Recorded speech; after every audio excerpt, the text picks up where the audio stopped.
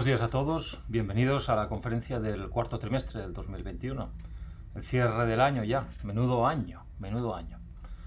Bueno, en esta ocasión hemos querido lanzar un mensaje optimista, positivo. Fijaros la imagen, aquí la familia que se va de viaje, etcétera. Hombre, esto nos encantaría empezar a verlo ya de forma significativa. Pensamos que a raíz de los nuevos acontecimientos que estamos viendo ahora en los mercados y a nivel de pandemia, esto es probable, y deseamos que así sea, que empecemos a ver esto con asiduidad a lo largo de este año 2022. Esperamos que así sea. Venga, empezamos. Índice, rentabilidad agregada de clientes Visan. Después pasaremos, como siempre, una vista de pájaro de los aspectos más importantes que creemos que ha habido ahora. Siempre hay muchos más, pero bueno, haremos una visión general. Hablaremos de COVID. ¿Por qué? Porque tiene una importancia muy fuerte de cara a cómo estamos invirtiendo en estos momentos, ¿vale? COVID, miedo o libertad. Después, inflación. Este ha sido el año de la inflación, hay que volver a hablar, ya hablamos en otras ocasiones, pero creo que vale la pena un poco aclarar algunos otros términos, cómo está yendo el fondo Visa en largo plazo y conclusiones. Bueno, este año ha sido un año muy complicado para nosotros.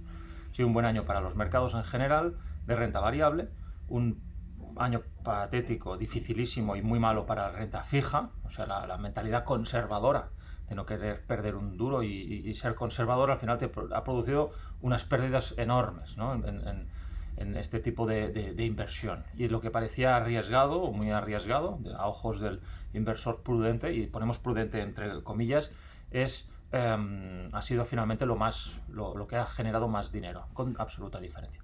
Nosotros a lo largo de este cuarto trimestre hemos generado un 1,55 y en el año hemos acabado con un 12,82. Vemos como estas rentabilidades se han obtenido gracias a una distribución de los activos de las familias para las que trabajamos en un 77% en el largo plazo, un 17% en pólvora y un 6% en blindaje. Progresivamente tenemos cada vez menos dinero en blindaje, también en parte por los tipos de interés bajos que hay, ¿no? A nivel de pólvora tenemos unas cifras más que razonables, que ya sabemos, ¿no? Pues la necesidad de tener siempre pólvora para ejecutar planes de compra cuando todo se hunde, la renta variable se hunde. Aquí tenemos las rentabilidades obtenidas en relación a principales índices. El europeo, que ha ganado un 21%, Visan un 12,8%, el IBEX ha ido mal, pero que en este último trimestre le ha impactado bastante negativamente toda la parte del Omicron, que bueno, similarmente nos ha ocurrido a nosotros, desgraciadamente nos ha impactado muchísimo, muy negativamente el Omicron, que no ha sido así en este primer apertura del año, que ya lo veremos luego el IBEX. La vivienda española ha ido bastante bien. Fijaros que la vivienda española lleva muchos años con unas caídas pronunciadas, después ha empezado a recuperarse y juzgando por la evolución de estos últimos años uno pensaría que la vivienda española está sobreextendida, el valor está sobreextendido. Nosotros no creemos que esto sea así, o sea, hay posibilidades de que no lo sea, pero ¿por qué?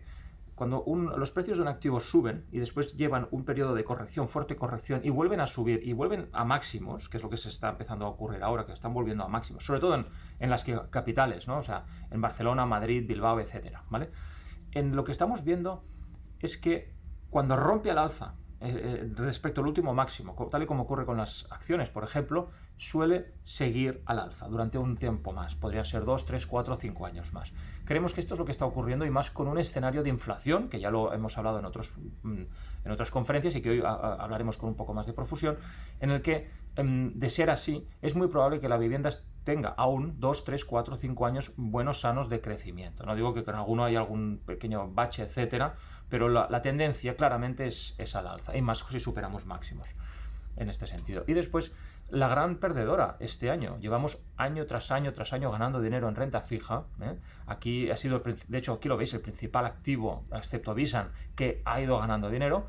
Y este año, de repente, el inversor conservador ha sido, pues lo ha recibido a base de bien. Y claro, es como, ostras, ¿cómo es posible, no? Mientras que en renta variable se ha ganado muchísimo dinero. En fin, es para pensarlo. Seguimos. Después, aquí vemos un poco de vista de pájaros cómo han ido todas las rentabilidades año tras año, que activo o que asset class que ha ido mejor. Este año ha sido el año del inmobiliario. REITs son fondos inmobiliarios que han ganado un 32%, que es muchísimo. De hecho, esto es lógico cuando hay inflación, fuerte inflación. Además, venían de un año pasado muy malo, con lo cual se han recuperado muy bien en tiempos de la pandemia. Pues es verdad que el inmobiliario inicialmente sufrió muchísimo, pero rápidamente este año ha sido un año de recuperación del valor y de explosión, diríamos. ¿Seguirá creciendo tanto? Ya lo veremos. Crecimientos de tan fuertes no son habituales. De hecho, creemos que es bastante récord, bastante histórico crecer a este nivel, pero que la tendencia es, como comentábamos antes, es al alza. Después vemos que, cosa rara, ¿no? Que por primera vez empezamos a tener empresas value que empiezan a ganar más que las empresas growth, y ambas han generado similares rentabilidades durante el año, o sea, un año muy, muy tenso, porque a veces el value, growth, bueno, etcétera, ha habido un poco de lucha aquí, y con unas rentabilidades del 20% en renta variable a nivel internacional. Las empresas de pequeña capitalización no han ganado tanto. Y después vemos como las acciones en emerging markets, en Brasil, China, etcétera, han sido un desastre. O sea, realmente el mundo occidental ha avanzado muchísimo, pero el mundo emergente ha sido un auténtico desastre. Y aquí vemos la renta fija a nivel global, como la que hemos visto antes es la europea, lo que estamos viendo aquí es a nivel global, que ha sido peor aún, ¿vale? La que ha aguantado más ha sido la americana, pero no mucho más. No mucho más. Después vemos aquí los distintos factores que siempre comentamos, y vemos cómo este año 2021 la estrategia value, que ha sido denostada durante tantísimos años, es la que ha ganado y de largo. De hecho, los fondos value este año han brillado con rentabilidades, las mejores rentabilidades de todas, ¿de acuerdo? Superiores al 25 o 30% sin problema. La quality y low volatility también les ha ido bastante bien. De hecho, quality sigue siendo uno de los factores más estables y mejor han ido. Pensamos que esto va a empezar a ir para atrás. Pensamos que quality en este sentido se refiere sobre todo a las grandes mega caps. Las grandes mega caps que pensamos que esto se puede empezar a sufrir. De hecho, en estos primeros 15 días de este año se está empezando a ver una fuerte rotación que pensamos que se daría el año pasado, no se dio, no se produjo, empezó a dar amagos, pero no realmente se produjo con toda la fuerza. Y ahora estamos empezando a ver como las grandes corporaciones, Amazon, Google, que son las principales empresas que mueven los índices en todo el mundo, están empezando a mostrar signos de agotamiento, de cansancio. Veremos hasta qué punto sigue. En fin, y después, de forma significativa, las empresas de pequeña capitalización siguen sin levantar cabeza. O sea, un desastre y sigue siendo desastroso. Bueno, nuestro posicionamiento ahora en estas empresas es muy alto, muy importante, y pensamos que las empresas de pequeña capitalización pueden brillar mucho y muchísimo en el futuro. Aquí vemos la evolución en los distintos gráficos, ¿de acuerdo? Para cada uno de los factores. Value tuvo un inicio de año espectacular, buenísimo, que después fue a la baja, y solo al final de todo volvió a remontar un poco, pero bueno, nada más.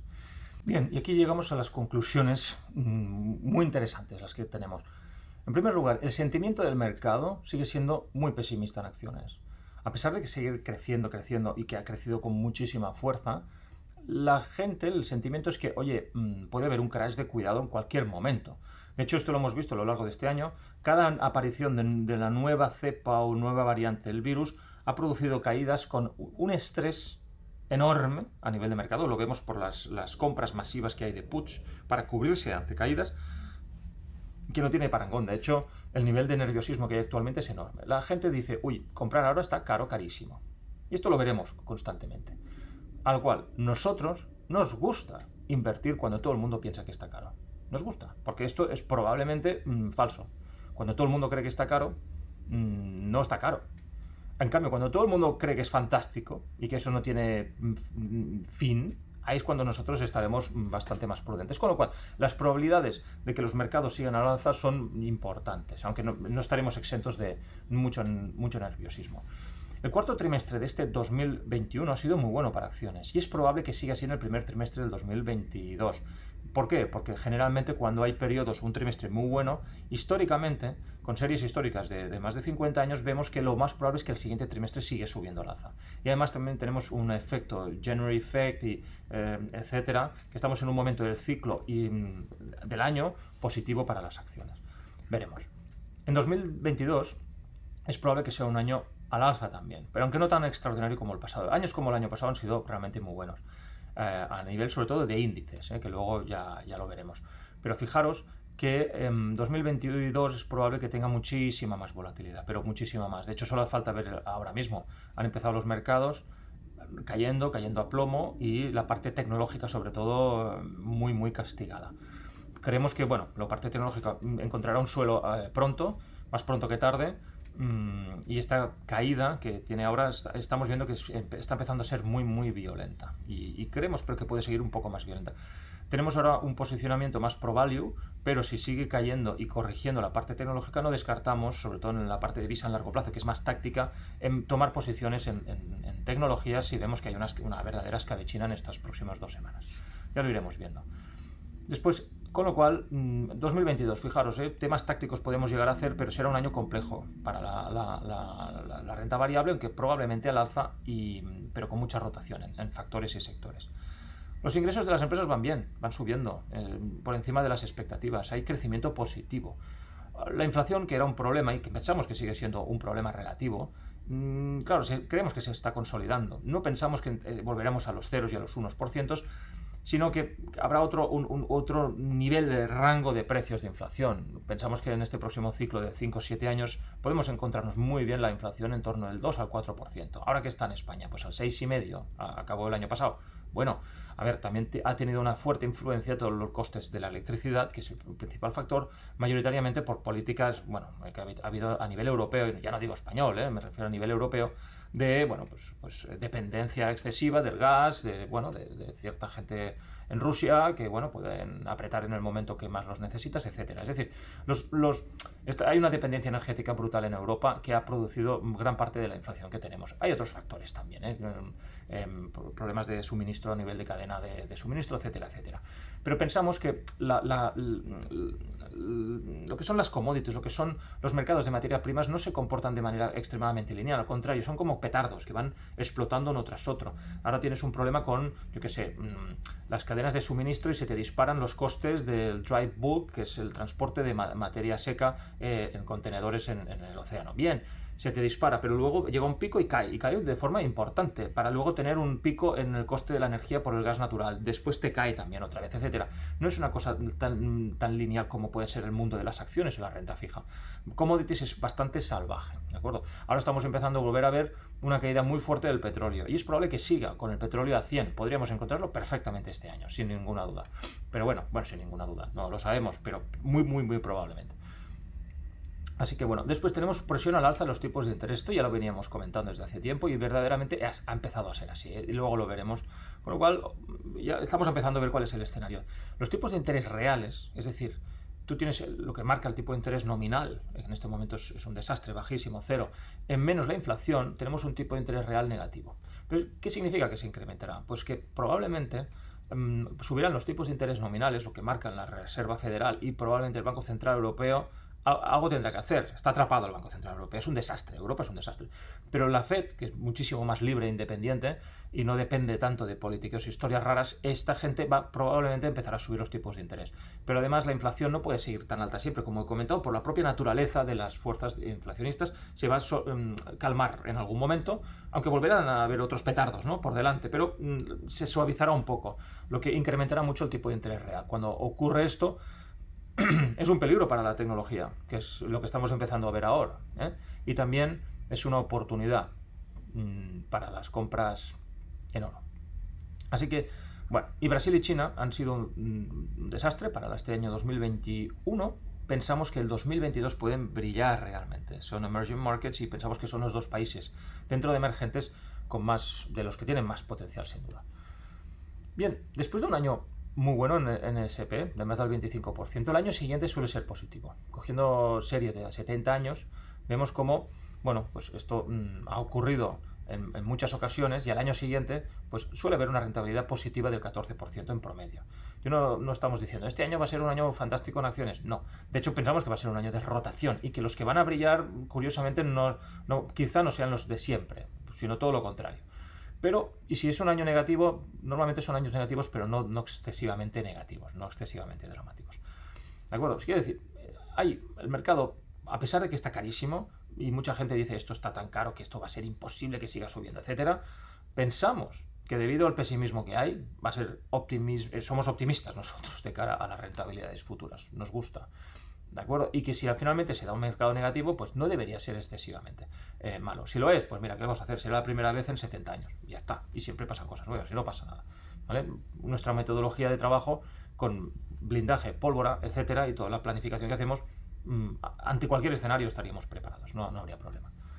Después, qué mal año hubo en renta fija, ¿no? En 2021. Un desastre. ¿Qué ocurre normalmente cuando pasa algo así? Desde el año 77, que llevamos ya 40 años de burbuja en todo el tema de renta fija, vemos que cuando hay un mercado alcista en renta fija, un mal año suele ser compensado al año siguiente con muy buenos resultados, como estamos viendo aquí, en el 94, en el 99, en el año 2013 y después ahora en 2021. A juzgar por esto debería ser muy positivo. Ahora bien, ¿qué ocurre?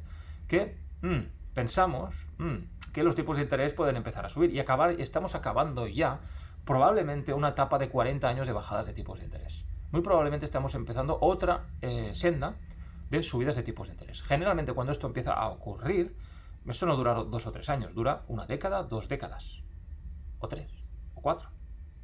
La última vez que ocurrió, estuvimos 50 años, 40 y pico años, después de las guerras mundiales, con unas subidas constantes de los tipos de interés, y la renta fija sí que es cierto que ganó dinero, porque ganó dinero tipo nominal, pero no levantó cabeza porque no superaba la inflación.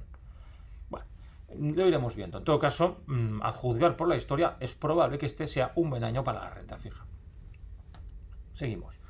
Y emergentes. Hemos comentado antes lo mal que han ido el año pasado. Vemos que emergentes fueron extraordinarios desde el año, cuando hubo el pinchazo de la burbuja.com en el año 2000. La mejor inversión que hubo posterior fue invertir en value o emergentes. Y realmente la mejor fue emergentes. Porque emergentes realmente incrementaron su valor de forma extraordinaria. Ahora, ¿quién se metía en emergentes en el año 2002, 2003? Poca gente, ¿no? Difícil, duro, etcétera. Pero fue de largo lo más rentable en el mundo, ¿no? Ahora mismo lleva emergentes, pues ¿qué diríamos? Casi 15 años quietecito, parado, que no ha hecho nada, no ha ganado un duro. Es demasiado tiempo, es muchísimo tiempo. Y históricamente, cuando una tendencia que secularmente es al alza, porque en emergentes hay crecimiento y mucho a nivel de fundamentales, pero los mercados no reflejan esta subida tan fuerte que ha habido y se crea lo que se llama una base, una fuerte base. Cuando rompe el alza suele ser otra subida espectacular de este estilo. Es decir, que ahora mismo estamos en una situación en que estamos a punto de romperlo. El patrón de intentar romperlo, no hacerlo, corregir, de romper al alza, después de que se llama un handle, un agarradero, digamos, ¿no? en inglés, de volver a subir, esto entraríamos en un bull market muy fuerte a nivel de emergentes, en Brasil y China especialmente. Lo veremos. Pero hay una cosa muy importante a tener en cuenta a favor. Aquí estamos viendo esta línea lila, que China ayuda, como todos los países, pues ponen crédito o quitan crédito del mercado. Esto se hace, Estados Unidos lo hace, Europa también lo hace. Entonces, es un poco cíclico, como todo, siempre estamos hablando de ciclos. Ahora hemos entrado en un ciclo de reducción del crédito. También el año pasado fue muy bestia con lo de Evergrande y han querido los chinos calmar el mercado inmobiliario, que es verdad que lo tenían desatado, ¿vale? Y realmente ahora se ha hundido el mercado inmobiliario y han reducido las ayudas en todo el sentido de poner deuda en el mercado. Quieren calmar un poco el tema del mercado. Pero ¿qué pasa? Que parece ser que ha llegado a un mínimo. Esto que ha venido acompañado pues de caídas, el amarillo son las ganancias de las empresas, si suben o no. Entonces, ¿qué ocurre? Que generalmente, no siempre, cuando ayudas a nivel de deuda o hay un impulso en crédito por parte de China, de los bancos centrales chinos, del Banco Central chino, las empresas ganan más dinero porque tienen una ayuda en deuda importante. Por ejemplo, aquí vemos una subida en crédito importante y los beneficios de las empresas chinas subieron mucho y también la bolsa. Posterior, en el siguiente ciclo, subió el impulso del crédito, pero los beneficios no subieron demasiado. Y como no subieron los beneficios demasiado, pues aquí la bolsa no se enteró. Después aquí vemos otro incremento del impulso de crédito y los beneficios acompañaron y también hubo una fuerte subida. De hecho, desde este mínimo doblaron los mercados emergentes. Y aquí volvemos a ver lo mismo. Empezó otro impulso desde aquí, ¿de acuerdo? Que no se vio acompañado, se vio perturbado por la pandemia. Evidentemente el impulso ha seguido hasta este año pasado, que lo pararon completamente de forma abrupta pero todo indica que puede volver a subir. Si de empezar a subir, pues podemos ver un despegue importante en emergentes. Ya lo iremos viendo, ¿no? Pero que hay que estar atentos a esto. Por último, Bitcoin. Se habla muchísimo de Bitcoin. Pensamos que Bitcoin está produciendo muchísimo daño psicológico a la gente. La gente se cree que el ganar es fácil. Ganar no es fácil, al menos por nuestra experiencia. Uno dirá, bueno, porque no lo sabes, no estás al día, no sé qué, no sé cuánto. Siempre pensamos, bueno, estamos monitorizando evidentemente todas estas tendencias, pero pensamos que Bitcoin está empezando a acoplarse con lo que es un activo, un asset class más. Es decir, tienes, yo qué sé, commodities, tienes petróleo, tienes acciones internacionales, acciones americanas, tienes acciones emergentes y ahora tienes Bitcoin. Y al suceder esto y al aparecer Bitcoin dentro del plantel o aparecer dentro de las posibilidades inversoras de la gran parte de inversores internacionales y el gran capital, lo que ocurre es que se empieza a correlacionar. Y se correlaciona. Y pasa de ser un activo que va un poco a su aire, que es como iba hasta ahora, a empezar a tener correlación con otros activos. Yo creo que esto es malo para el Bitcoin, ¿vale? Con lo cual, y además se ha correlacionado con empresas growth, que son las empresas de alto crecimiento y tecnológicas. Eso no es bueno, desde mi punto de vista, para Bitcoin. ¿Por qué? Porque precisamente las empresas growth y tecnológicas, debido al incremento de la inflación, es probable que estén muy castigadas en estos próximos años. Y no digo castigadas que se vayan a la porra, sino que relativamente otras acciones en las que la inflación les apoya, les ayuda, pues no ganarán tanto. A nivel fundamental sí, las empresas de gran crecimiento suelen incrementar muchísimo las ventas, pero ya lo vemos, que por mucho que ganes en ventas no tiene por qué reflejarse en las valoraciones si los tipos de interés no ayudan, o la inflación, ¿vale? Que es el caso que creemos que estamos en estos momentos.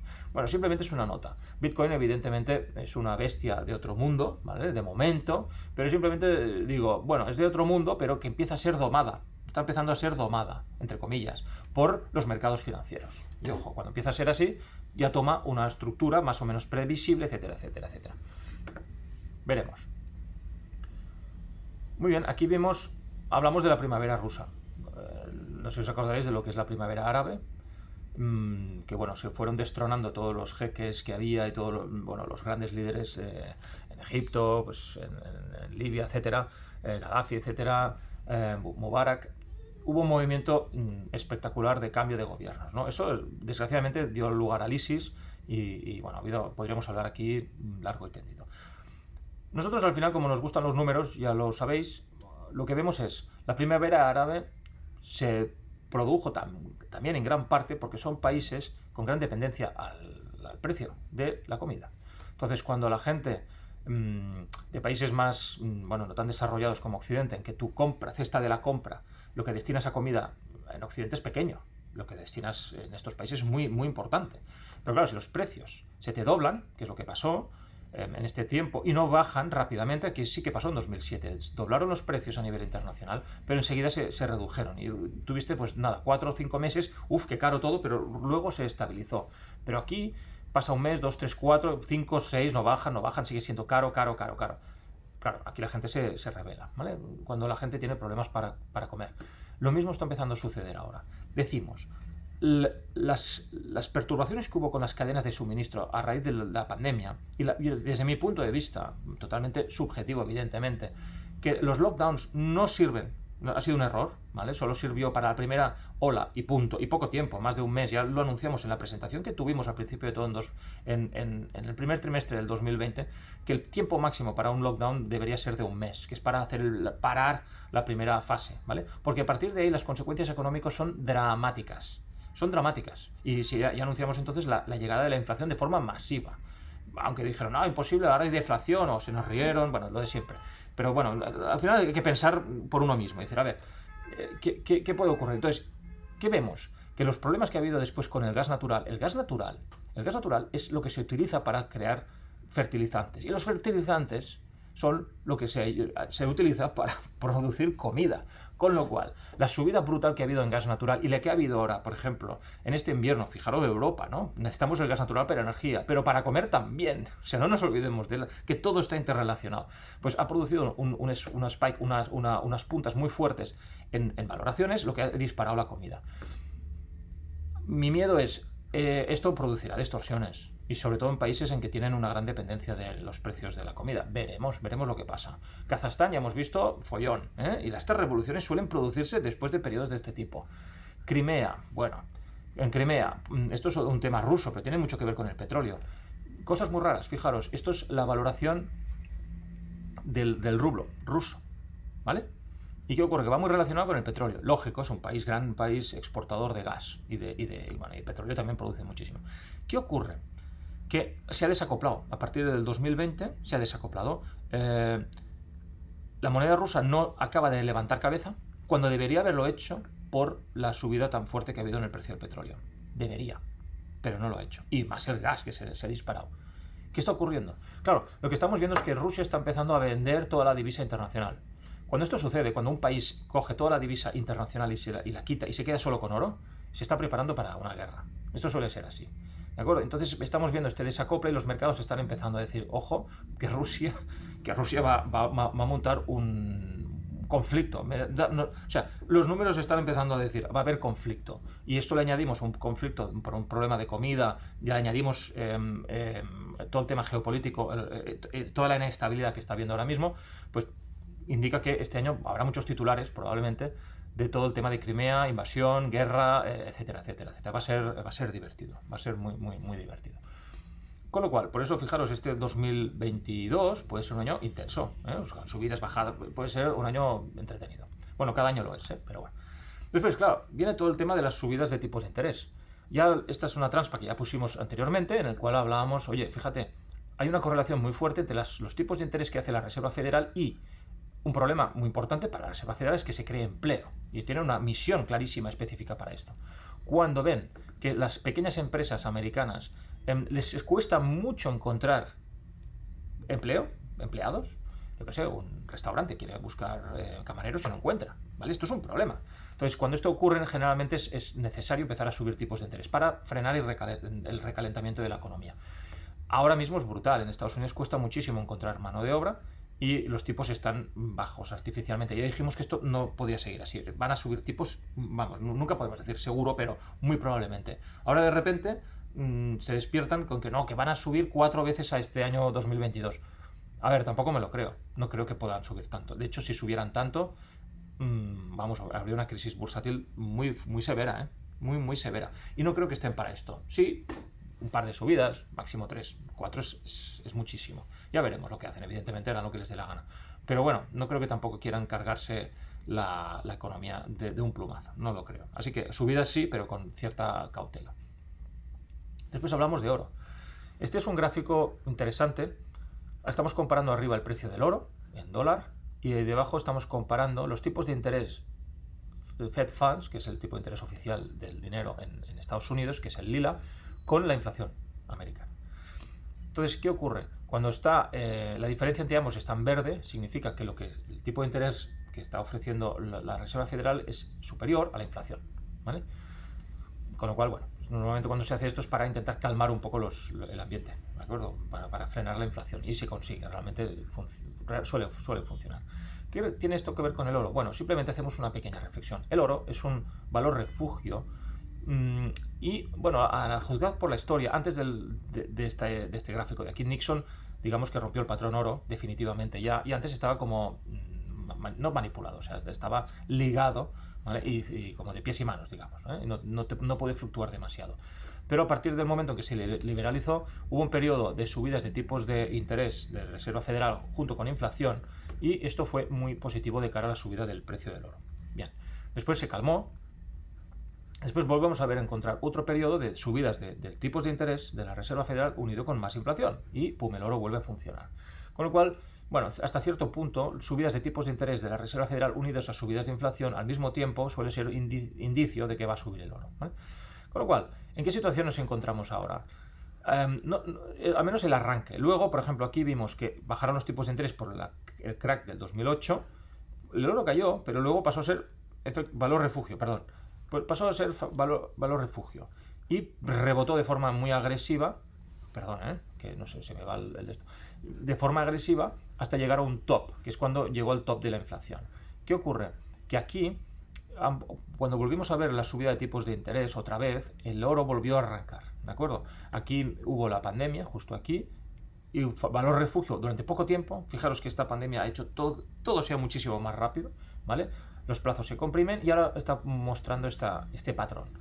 A ver, desde un punto de vista histórico, cuando un activo sube, cae, igual que la vivienda en España, ojo, que es muy similar, y se pega un buen leñazo, crea una fuerte base que dura muchos años, la vuelve a testear, intenta arrancar, tirar al alza, el mercado vuelve a testear los máximos y se queda aquí, solo que empezamos a tener un escenario favorable para el oro, que puede ser unas subidas de tipos de interés, pero antes debería bajar la inflación, antes debería bajar un poco, que es probable que pase, que se suavice un poco, por lo que hemos dicho antes. Pues puede ser que este año 2022, ahora no creo, pero quizá la segunda mitad del año, quizá en 2023, el oro empiece a subir y empiece a subir de forma significativa. No sería nada extrañable. En cuyo caso, si empezáramos a detectar esto, compraremos empresas de oro, sin duda, ahora lo tenemos. Bien, y finalmente otra reflexión. Aquí estamos viendo las valoraciones de la tecnología relacionadas con el tipo de interés real, que es lo que acabamos de ver ahora, que el de interés nominal menos la inflación es el real. Y aquí estamos viendo al revés, ¿vale? Es ver el tipo de interés inverso, lo tenemos puesto inverso. Quiere decir que las valoraciones de las empresas tecnológicas, cuando los tipos de interés reales, pues aquí pasan de ser negativos y pasan a estar cada vez más positivos, como es lo que creemos que puede llegar a pasar, va a ser, bueno, una fuerte escabechina y va a poner en aprieto, bastante aprieto todo el tema tecnológico. Por eso pensamos que estamos ante un cambio realmente de paradigma, unido por los tipos de interés, la inflación y, bueno, pues oye, no todo sube para siempre, o sea, hay que estar atento a ciertos cambios. Muy bien, y esto también afecta a los ciclos value growth, ¿no? Este gráfico es muy interesante. Aquí te está comparando la capacidad del value, el Russell Value, que son las 1000 primeras empresas de mayor capitalización americanas, con perfil value respecto a las growth. Si sube, gana value. Si baja, gana growth. En este sentido, ganó growth durante muchísimo tiempo. Hubo un double bottom en el año 2000. Esto significa que toda esta subida salvaje era por tecnología. ¡Guau! Que era la fiesta, ¿no? Que bueno, hasta el año 2000. Desde entonces, fijaros, se produjo un double bottom. Double bottom es una figura técnica muy potente, muy potente, con una capacidad predictiva de más del 50%, en el cual que cuando se produce, generalmente hay un cambio de tendencia. Y de ser así, pues entonces empieza otra tendencia casi tan fuerte como la original, pero en dirección contraria, como así fue aquí. ¿De acuerdo? Entonces, durante esta época fue una época fantástica para invertir en value, que no duró un año, duró 5 o 6 años extraordinarios, para luego empezar otra época desastrosa para el value. Especialmente durante estas caídas relativas, bueno, el value va tirando, va haciendo y no brilla tampoco, pero tampoco es un desastre. Esto sí, estas caídas salvajes, esto es... de hecho fue un auténtico desastre para las empresas value durante los últimos 3-4 años. Pero esto parece que ha llegado a su fin, porque estamos entrando en un punto de clímax, cierta recuperación, el mercado se lo piensa, voy a volver a atacar, a ver si rompo la tendencia y sigo a la baja, pero ahora vuelve a tirar hacia arriba y con este inicio de año 2022 aún se está confirmando más que el value está funcionando. Con lo cual, de ser así, esto lo veremos ahora en 1, 2, 3 meses, de ser así, y además con las subidas de interés de por medio, etcétera, puede ser que realmente el value coja otra vez la senda alcista. Ya veremos cómo es la historia, no tiene por qué repetirse exactamente igual, pero bueno, parece ser que estamos ante un cambio de placas tectónicas y que se está marcando un momento muy importante. Para esto hay que estar atento. Muy bien, y aquí vemos las empresas que perdían dinero y cuánto capitalizan. Y vemos que crecieron un montón, sobre todo en la manía hasta el año 2000. Ostras, empresas que no ganan un duro, que están, valoraciones brutales y que parecía que no tuvieran fin, ¿vale? Viene la crisis y se suaviza. Y las empresas, pues oye, gana dinero, porque si no, pues ya veis, no hay que ganar dinero, como es lógico, Pero luego viene la crisis del 2009. Esta subida de valoraciones básicamente es que empresas de toda la vida que han ganado dinero pasaron a perderla y por eso hubo tanta valoración. Pero enseguida que volvieron a la rentabilidad, que fue un año más tarde, pues cayó en picado esta gráfica. Para luego entrar en todo el tema del quantitative easing, ha hecho muchísimo daño. Todo el tema de tipos de interés bajos artificialmente, etcétera, beneficia especialmente este tipo de empresas que no ganan un duro. pero son las principales beneficiadas, de las principales. Hasta llegar ahora a la pandemia, a la locura. Aquí se desató. ¡Pum! Fijaros, ¿eh? O sea, si esto ya fue locura, y pensábamos, ostras, es que no volveremos a ver nunca más locuras así. No, siempre hay más, fijaros, una salvajada. Esto hasta marzo, ¿eh? Hasta marzo de este año. ¿Qué ha ocurrido? Pues bueno, aquí lo vemos. Vemos cómo todas estas compañías, bueno, desde 31 de marzo hasta fin de este año, bueno, las castañas han sido de órdago, ¿eh?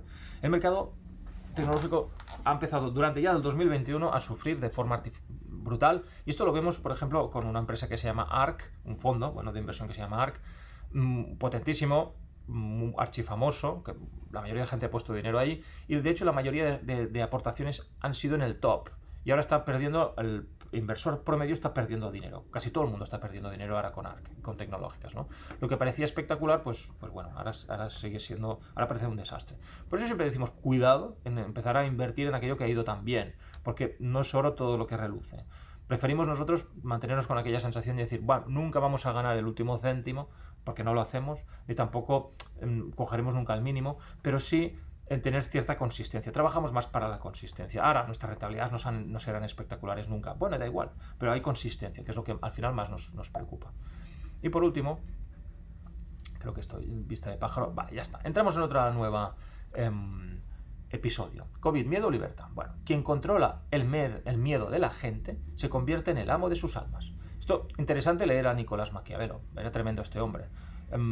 Y hay que entenderlo para entender cómo funcionan los gobiernos. Los gobiernos, desgraciadamente, yo por mi experiencia he acabado viendo que generalmente funcionan mucho el estilo Maquiavelo. Es así, o sea, es bastante cierto. Entonces, ¿qué ocurre? Que nosotros tenemos que analizar siempre las cosas con datos objetivos, intentarlo, al menos lo más posible. ¿Qué estamos viendo? Aquí vemos los casos que hay actualmente en la pandemia y vemos cómo han ido, bueno, pues subiendo los casos y la mortalidad, la tasa de mortalidad, muy importante. Hemos visto que las distintas olas en principio tienen que ir a más. Esta no fue a más, que fue la Delta. Hubiera sido deseable que hubiera más contaminación, más gente, porque cuanta más gente coge el virus, pues más efecto inmune de manada que tenemos, que esto es muy importante, pero luego Omicron ha cambiado las cosas. Nosotros básicamente lo que venimos a decir es, nosotros hemos de invertir, hemos de poner dinero en el mercado, y es clarísimo que Omicron y toda la pandemia ha tenido un efecto en el mercado brutal, con lo cual tenemos que tener muy claro por dónde van a ir los tiros. No es un tema ya de, oye, esto o lo otro, no, olvidémonos, ¿vale? Estamos acostumbrados quizá por nuestro trabajo a tener el pulso del miedo. El miedo forma parte de nuestro trabajo, porque lo vemos constantemente en los distintos años. Cuando viene la crisis, yo qué sé, de Chipre, la caída del euro, la intervención de España, cuando vienen todas estas épocas, y siempre vienen crisis tras crisis tras crisis, estamos acostumbrados a la gestión del miedo. Es nuestro trabajo. Y de hecho todo el proceso que hacemos de planificación es un problema, el miedo desatado. Cuando nosotros vemos que el miedo no se controla, ¿vale? O que te lo controla otro, como decimos como aquí de Maquiavelo, esto lo hacemos, bueno, ya lo sabéis, ¿no? Para darle un poco un toque, un tinte así cachondo, ¿no? ¿Qué ocurre? Que el miedo es pernicioso porque nos quita objetividad. Con lo cual, ¿qué queremos ver aquí? Tenemos de invertir, debemos de poner dinero. ¿Cómo lo ponemos? Pues aquello que vemos que tiene más probabilidades de éxito. Y ahora mismo, al juzgar por los últimos datos, la pandemia con Omicron está siendo literalmente aplastada. Las muertes están cayendo, deberían haber subido de forma fuerte, si hubiera sido esto un Delta, por ejemplo, han seguido cayendo. Las tasas de mortalidad ahora ya son similares a las de una gripe común, en Omicron, aunque las hospitalizaciones siguen altas, o sea, no pensemos, no, el hospital ya están vacíos, no, los hospitales siguen atendiendo pacientes y evidentemente con tal nivel de contagio, pues los hospitales hay pacientes evidentemente, pero no muertes. Esto es muy, muy, muy relevante, ¿de acuerdo? Con lo cual, parece que las cosas están cambiando, y cambiando mucho, con lo cual, además aquí vemos datos muy interesantes, que esto es de Inglaterra, pero lo hemos visto en varios países, en Dinamarca, en Australia, etcétera, datos que indican que la gente que se ha vacunado pues esparce muchísimo más la variante Omicron. No el resto. Las otras, al contrario, realmente frenaban la comunicación. Pero con Omicron ha cambiado las cosas. Y hasta el punto en que la gente vacunada, pues al contrario, contagia muchísimo más, casi el doble. Salvo el grupo de edad de menos de 18 años. ¿De acuerdo? Con lo cual, ostras, cómo están cambiando las cosas. Estos son datos y dices, ostras, Omicron está cambiando, todo el mundo se contagia, etcétera, quizá porque todo el mundo está vacunado, la gran mayoría de gente está vacunada y se esparce el virus, campa a sus anchas, ¿no? Con gente vacunada.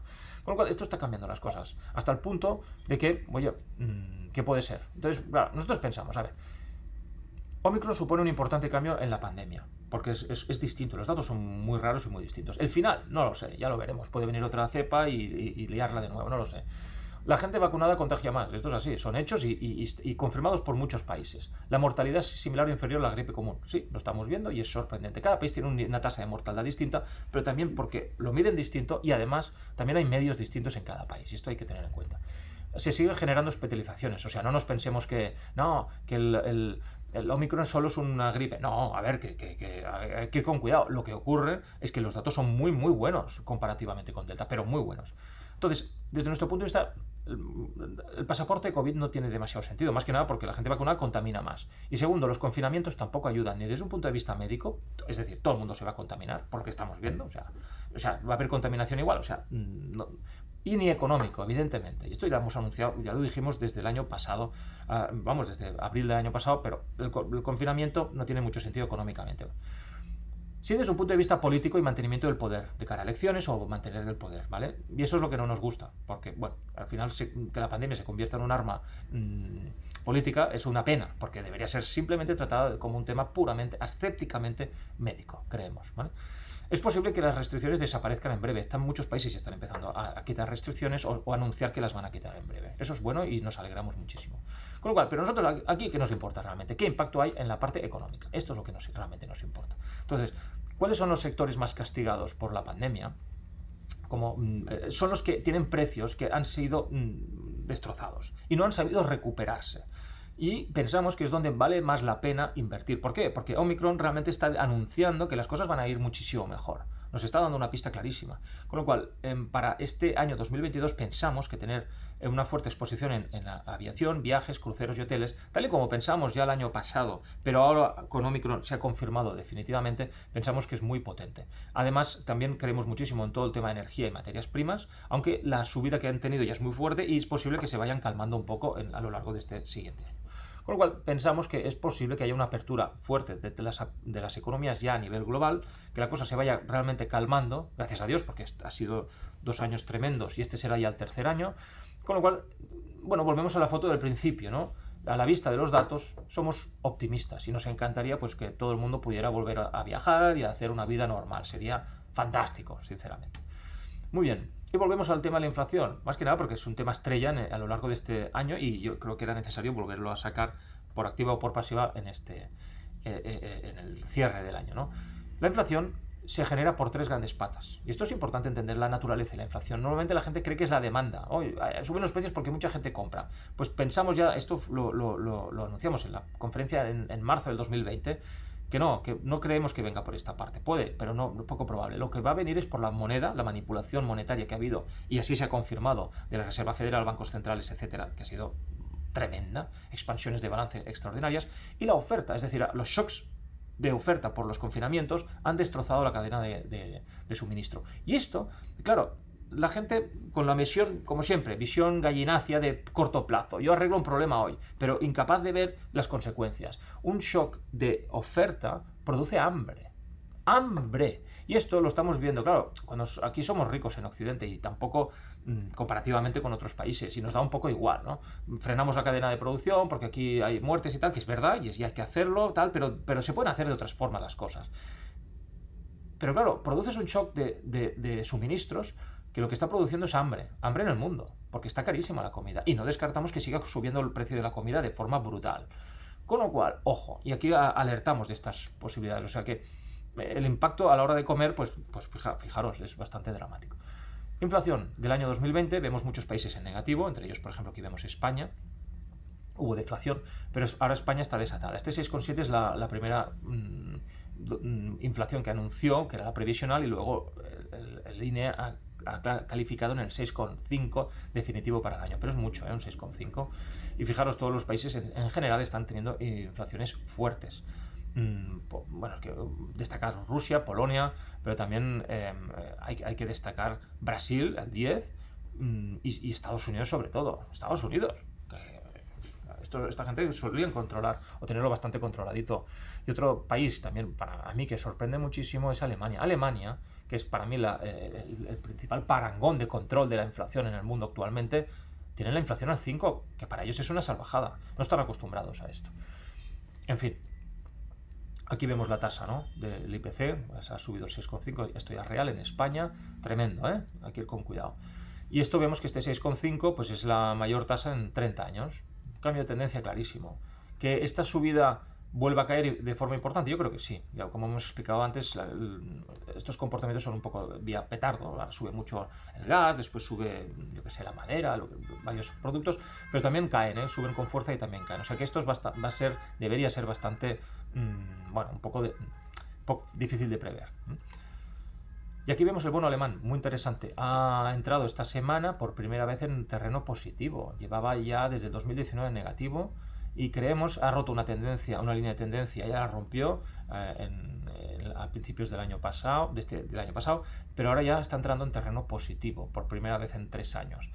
¿Hay un cambio de tendencia? Yo creo que sí. Y más si, bueno, el Banco Central Europeo debe subir tipos de interés en algún momento. Si no, la inflación arrasará. Alemania al 5 es una burrada. España al 6,5. Es que esto no es sostenible. Estás generando un sobrecalentamiento de la economía que esto puede producir, de no controlarlo, una crisis salvaje posterior. Con lo cual yo creo que, hombre, desde un punto de vista del Banco Central, te interesa subir tipos de interés para no recalentar la economía y producir una crisis muchísimo más salvaje luego. Ahora bien, ¿puedes subir los tipos de interés? El principal problema son los gobiernos, que están endeudados hasta arriba. O sea, el Banco Central Europeo está atrapado. Europa está atrapada. Y por eso somos poco optimistas a nivel europeo. Ya lo sabéis de hace mucho tiempo, pero es que las políticas aquí son un poco desastres. Aquí vemos el coste de la energía en Alemania. Fijaros el comportamiento de las materias primas, ¿eh? Sube, ¡buah!, se dispara. Parece aquí que el daño es atroz, baja enseguida, pero no consigue, o double bottom, la figura que habíamos visto antes con Value Growth, un doble suelo, pum, y se vuelve a disparar. Y llegó a 300 y pico para caer luego a 125. Impresionante, ¿eh? O sea, se cae, sube y para bajar casi el 75% otra vez. Así es como funcionan las materias primas, cuando sobre todo están bajo presión. Es tremendo. Tengamos en cuenta esto. Y aquí vemos, por ejemplo, los precios del transporte del bulk, que es transporte de materia seca, como grano, etcétera, de mercaderías a nivel internacional. El tope fue aquí, coincidiendo con hubo un tope, pero después no ha hecho más que caer el coste. Está cayendo a plomo, cosa que celebramos, porque esto ayuda mucho al transporte internacional. Por eso decimos, la inflación seguirá alta, pero no, la gente, no, va a haber una inflación del 8 anual, no. Nosotros decimos del 2 al 4 probablemente en este próximo ciclo. De promedio habrá años del 6 y 7 y años del 0 o incluso negativo, algún año de corrección inversa. No sería raro. ¿De acuerdo? Y bueno, veremos. Pero en todo caso, bueno, la inflación está. Lo interesante es que cuando nosotros hacemos planificación financiera ya contábamos históricamente inflaciones del 2 al 3% históricamente, con lo cual ya éramos prudentes, ¿vale? Ya los rangos que nos vamos a encontrar en el futuro probablemente, pues bueno, quizá habrá que hacer alguna modificación y tal, pero ya está bien, siempre hemos sido conservadores con la inflación, porque creemos que es el principal destructor de riqueza. Después, bueno, sacamos a nuestra querida Greta, en torno a todo el tema verde. Todo el tema verde ha producido muchísima inflación también. Y nosotros pensamos que toda la energía nuclear, que ya comentamos en otra conferencia, es necesario activarla. Y lo comentamos. Ha salido ahora publicado la mayor plan de plantas energéticas nucleares en Asia, 150 nuevas centrales en China. ¿Pero por qué? Porque están viendo, y Francia también va a tope con la energía nuclear, etcétera. ¿Por qué? Porque lo que pensaban que no era tan verde, bueno, cuando el mercado te aprieta como hemos visto antes, hay que dejarse de tanta, bueno, green, no sé qué, perdona, es que la gente se va a quedar sin calefacción en invierno. Y en invierno hace frío. Y lo mismo que el hambre. No puedes dejar a la gente fría en casa y sin comida. O sea, hay que pensar en las cosas básicas si gobiernas, ¿no?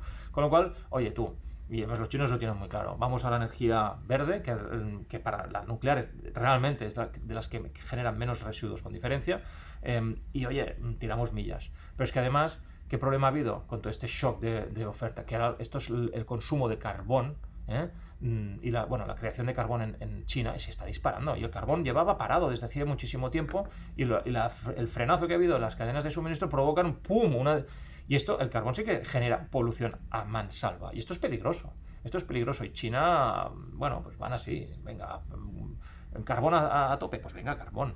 Y con la enorme polución que esto significa, ¿no? Así que cuidado. Yo pienso que hemos de tener un mix energético. Evidentemente lo verde es interesante, pero no podemos de forma mágica pensar que todo va a ser verde de la noche a la mañana. Hay que entender que el gas es muy importante y no podemos bajar las inversiones en gas de la noche a la mañana. O sea, hay que apostar por según qué energías, ¿vale? Y hacerlo con cabeza, no más, etcétera, ¿vale? Como lo estamos viendo. Así que bueno, esta crisis al final, sin quererlo, ¡pum!, ha ordenado a la fuerza el sector energético. Y muy bien, ya estamos acabando ya. En vista a largo plazo, tenemos en estos momentos, bueno, hemos ido manteniendo cerca de un 40% con fondos directos, como ha sido siempre tradición de la casa, de forma estable, y Factor Investing dinámico tenemos cerca del 60% de exposición. De este 60, un 9% en cash y un 50% en acciones directas, que son las que están demostrando más fuerza. Y en estos momentos lo que está mostrando más fuerza es energía, materias primas y aviación, ocio y turismo. Fijaros que todo es pro apertura. Por eso el tema del COVID era tan importante comentarlo y explicarlo, ¿no? En tecnología tenemos, pero poco, financiero muy poco, y en medios también muy poco. Creo que tenemos Walt Disney aquí. Entonces, bueno, ¿cómo está la cosa? En principios de año los índices están cayendo. La parte que tenemos en Factor Investing dinámico, aprovechando las tendencias que pensábamos que había, llevamos hasta el día 14 de la semana pasada, hasta el cierre de la semana pasada, cerramos semanalmente, no sé, el Nasdaq creo que caía un 4 y pico, el Standard & Poor's un 2, el Eurostoxx un 1, el Dow un 1. Nosotros estábamos ganando, claro, es muy corto plazo, porque lo que vengo, los cambios de tendencia, importante, estamos ganando un 10 y pico en positivo. ¿Por qué? Porque, bueno, al inicio del año las estrategias value están generando beneficios, que es lo que decíamos del desacople que cada vez se está dando más, subidas de tipos de interés, etcétera. Veremos a lo largo del año cómo irá, pero no descartamos, sin duda, que si sigue la escabechina que está habiendo con el sector tecnológico, y en estas próximas 1, 2, 3 semanas hay momentos de pánico fuerte y la gente está vendiendo, se lo está vendiendo todo, etcétera, etcétera, no descartamos reducir energía, que hemos ganado muchísimo dinero a lo largo de este tiempo, para comprar algo más de tecnología. No lo descartamos, algún movimiento táctico, etcétera. Aprovechando que la gente, bueno, pues hay caídas fuertes en tecnología y mucho miedo. Nos gusta el miedo, ya lo hemos dicho siempre, y compraríamos miedo, ¿vale? En fin, y como conclusiones, pues bueno, la inflación pues creemos que va a ser importante, positiva, pero tampoco locuras. O sea, habrá momentos de locura, pero en promedio será alta, pero no extraordinariamente alta. Lo que sí vemos es una gran volatilidad, y habrá este año, parece que más que el año pasado. Pensamos y siempre decimos que mantener un master plan y blindarnos y tener la cabeza fría, etcétera, es la clave de todo lo que estamos haciendo. Estamos hablando de un cambio de ciclo, somos pesaditos, lo decimos 20 veces, pues va 21, de tech a value, y los índices USA es probable que underperforming, pero no porque América vaya mal, que yo creo que económicamente les va a ir bien, sino porque tienen mucha exposición a la tecnológica, ¿vale? Y la pandemia pues está muchísimo más controlado, y Omicron así lo indica. Así que bueno, nos alegramos, ojalá podamos empezar ya a tener vidas un poco más normales todos juntos. En fin, pues nada, muchísimas gracias, espero que os haya gustado esta exposición, como siempre, y en fin, hasta la próxima. Gracias.